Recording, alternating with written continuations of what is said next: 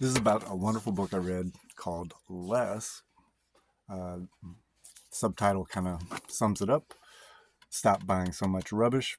How having fewer, better things can make us happier. A lesson I need to take to heart. So this is from my minimalism section, which says it all. Um, but it's beautifully written with a lot of heart. Patrick Grant, 2024. He's got about 2 decades in the textile and clothing industry in Britain. Uh, he's an advocate for locally sourced and, from sheep to sweater, or from flax to linen suit, sort of thing. Like from soil to salad kind of approach. Um, so it's part manifesto to quit buying just junk. Some pretty shocking figures about fast fashion and clothes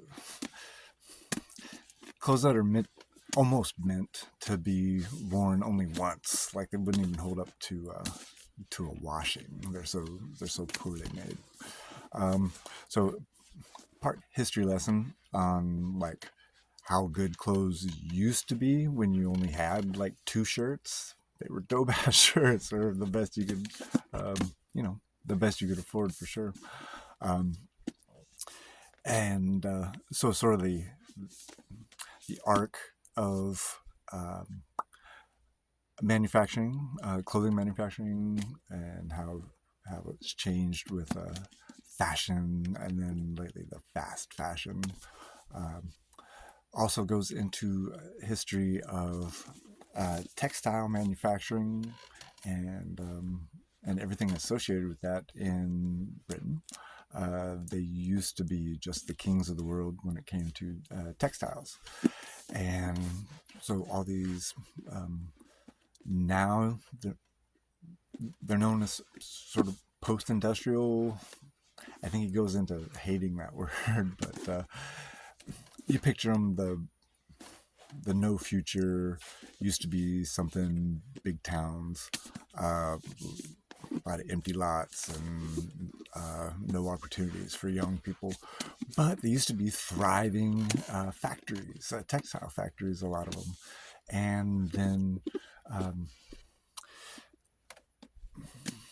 when you had that factory going, uh, at, back in the day, they would source locally as much as they could of what they used. So then the towns supporting the surrounding farms, then you've got all the workers who are eating, so that's helping the farms. And then they're spending the wages on rent and stuff in the stores. So once the factories go away, they he tells some pretty heartbreaking stories about them just trying to different mills just trying to hold on, being the last of their the last people to ever do this, just like lost arts. He did tell a fascinating thing. He's like a factory nerd, um, and he just loves everything about old textile factories. And there is a picture in here of like a wall of old. It's the nameplates, like the metal with holes, but there's a wall of nameplates from old defunct textile, uh, uh, like loom manufacturers and the big heavy stuff that's been retired. Um, but while he's describing that, uh, this one factory is the only place that makes, for like the last 400 years, the only place that has made the British military cavalry helmets.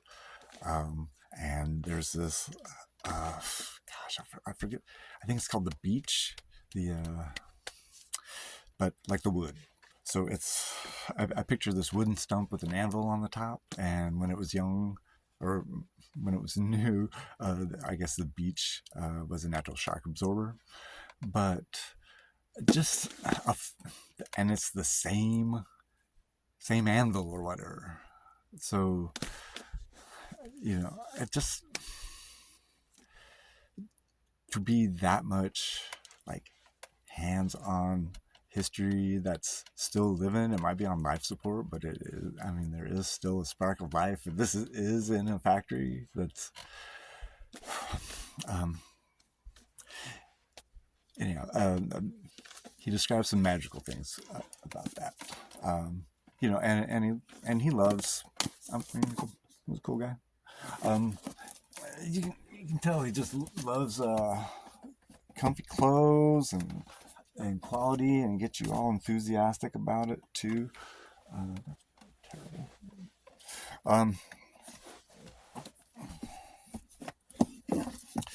But he really makes an impact about.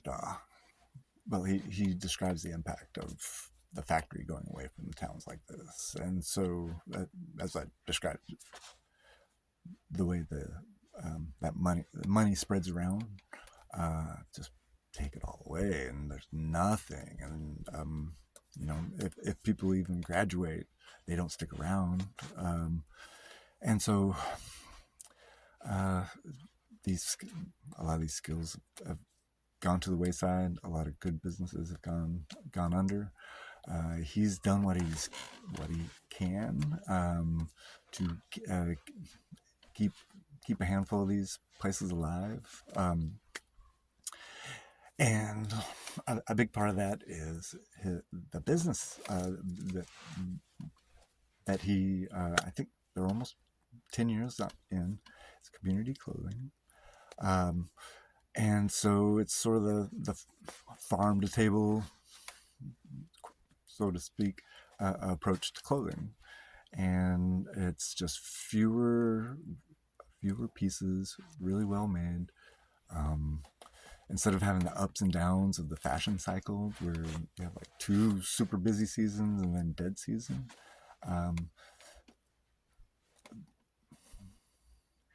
you don't need a new product. This is so similar to the unplugged phone, where you don't need a new model every year. People are making the same product. They're spacing it out throughout the year, so you can plan you can plan the workload. It reduces costs because you can plan that and spread things around. If there is a peak, they can, they have a job that comes in, they can pause on the community clothing stuff, knock out this other money-making side project, and then return to the community clothing. I would really like to check out some of their products. The irony is he's proposing only, when you actually need some new clothes, come see us. And man, I don't need any new clothes. I got so much stuff. But as he describes in the book, so few people, like under 60, 70, some people have never felt quality fabrics. It's been plastic, weird cheap blends, and poorly made. I've always,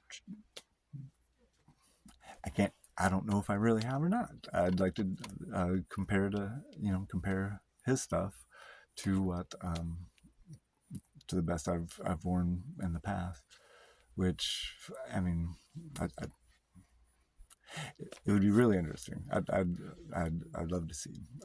So he claims that they have the best quality at any price, but it's actually at an affordable price because of the business model that they use. Um, uh, that covers most of the bases. He gives history. What was it? Want. He talks about how we have it. So the book is in 4 parts. Um, want, quality, work, less. That's the order. So the want describes how, like I said, we used to have. He gave a ridiculously low number, something like I don't know, I don't know, like 40 pieces of clothing. But like grandparents, I'm kind of old, but grandparents might have 40 pieces of clothing, in their entire wardrobe, and now people have hundreds. And the statistics he gives for cheap clothing filling up landfills that have never even touched a body. It's I don't know. It's like walking down the street with money spilling out your pockets. It's just waste.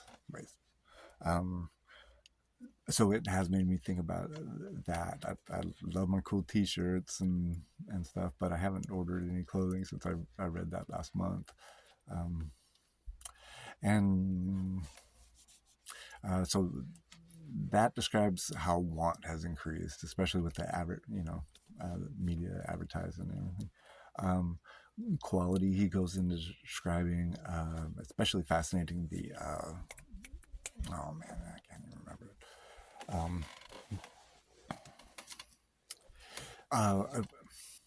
The tailoring capital. Man, I'm such I don't know. I'll put it in the comments or whatever. Uh, Anyhow, he describes the tradition of oh man, tailoring tradition in London, about having to apprenticeships, and what was just how high the standards of quality used to be, and that's been totally lost now. The work section, he this is where it goes into the factories and people who have done it's great photos of people who've done the same job for 30-40 years, and they're just really proud. Also a lot of cool stuff about Scotland, and like and places that do the Harris tweed. Um,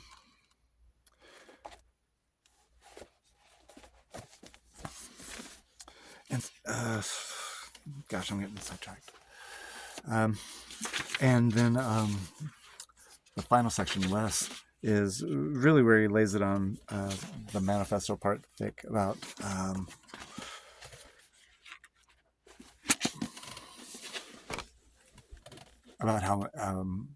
how much change we could affect if we did focus more on the locally sourced stuff, clothing, and I mean obviously his focus.